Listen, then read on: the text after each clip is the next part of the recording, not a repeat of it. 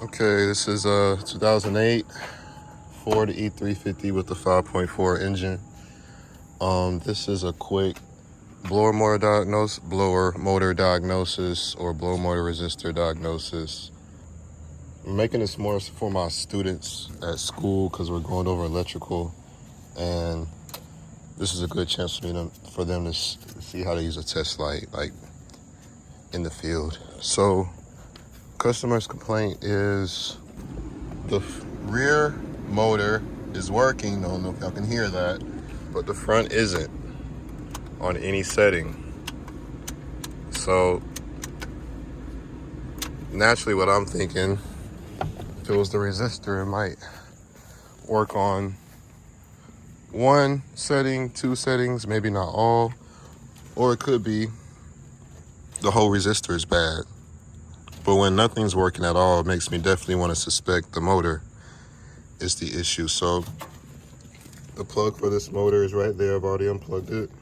And now I'm going to hook up my power probe so we can see if we're getting power at our connector. Have our power probe 3 here. This is actually my second one. My first one I bought years ago started falling apart on me. It still works, but I went ahead and bought another one. One of the first tools I've ever bought. One of the best tools I've ever bought. Power probe, test light, circuit tester. Okay, I'm gonna try and speed through this. I'm fighting daylight. I got caught in traffic trying to get to this job. We're gonna connect to positive, negative battery power. Like I was telling them in class, or telling y'all in class, when you push up on the switch, it delivers battery voltage. When you push down on the switch on the downward motion, it will deliver a ground. You have a ground strap full time whenever you need to use that. Also, you can toggle on your sound, and there's different modes for this, but we won't get into that this time. So just like anything, you don't have to touch anything. It'll let you know if something is hot or if it's not. No matter where you are, see if we can find something grounded. All right, so right now I have the blower motor on. I'm gonna try and get this positioned so we can test our switch down there. All right, so here's my connector. If we were using a test light, we would definitely ground the test light and test for power, or see which one is hot, which one is not, if we don't have things like all data to provide wiring diagrams. So first what I'll do is I'm definitely not going to deliver power, I just want to probe it. Okay, that's not doing nothing on that one. And I'm hot on this one, so I'm getting battery power. Well, not quite battery power. Got a little resistance in the line, but I am getting power on this connector. Okay, so now that we've established we're getting power on the connector, I'm gonna check for corrosion or anything dumb. Not hard for y'all to see. I don't see any corrosion on the plug itself, nor the connector. So I'm gonna plug it back in. If this is working correctly, it would deliver power. All right, I just plugged it back in, and we're not getting any juice to our blower motor. Nothing, it's burnt. Also, there's our resistor down there. If our resistor was bad, we would not get voltage to this connector here. So if this wasn't showing anything on our blower motor connector, we need to test the resistor. Goes from the resistor to the motor, because this is a high output amperage or high amperage type of setup, higher amperage. All right, so to remove this, I don't have repair instructions on me, but I'm gonna look at it. I see, can't hardly see nothing, but I'm gonna take the battery out. That's step one.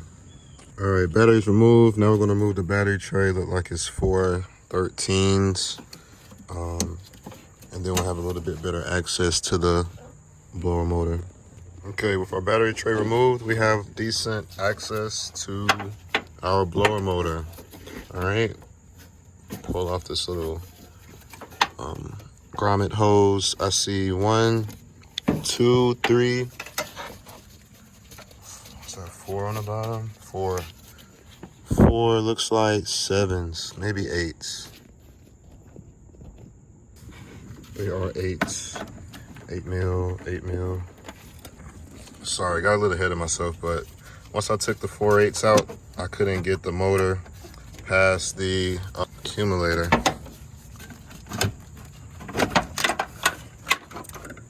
But to get past it,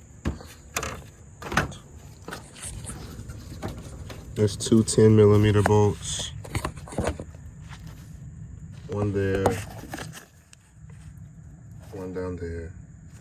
And you're able to move it and get this free. All right, so, okay, let's do a test. Got a 12-volt battery, we have an electric motor, and we have a test light, in this case, a power probe. As I was saying earlier, on the power probe, you have a ground strap that's already connected and it's all the time grounded. Well, see, when this is touched, it's grounded, all right? So we're gonna connect this, sorry, I'm gonna connect this there like so, and you can still see that our alligator clip is grounded, but now I'm gonna touch the pin itself. All right, you see I'm touching the pin now. It's grounded. That's grounded. That's grounded. Now when I touch the other pin, I don't get nothing. What does this mean? I should be grounded. If this is if this has continuity and it's continuing through the motor, once I ground on one side of the motor, the whole motor is grounded. This means inside we have a burnt motor and we have an open. The circuit isn't complete.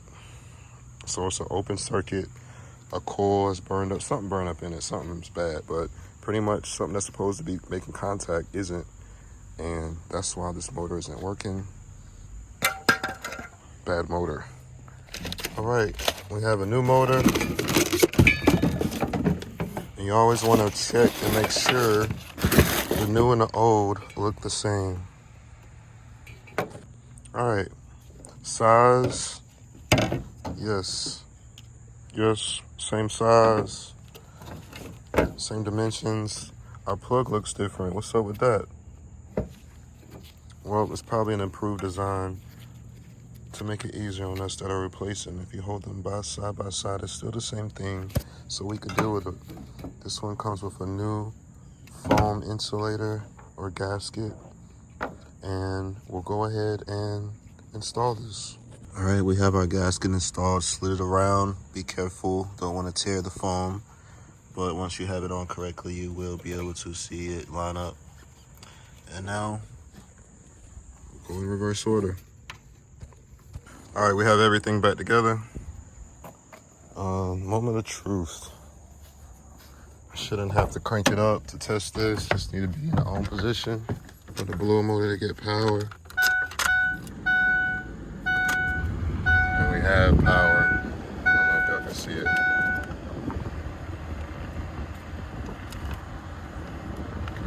That's a fix.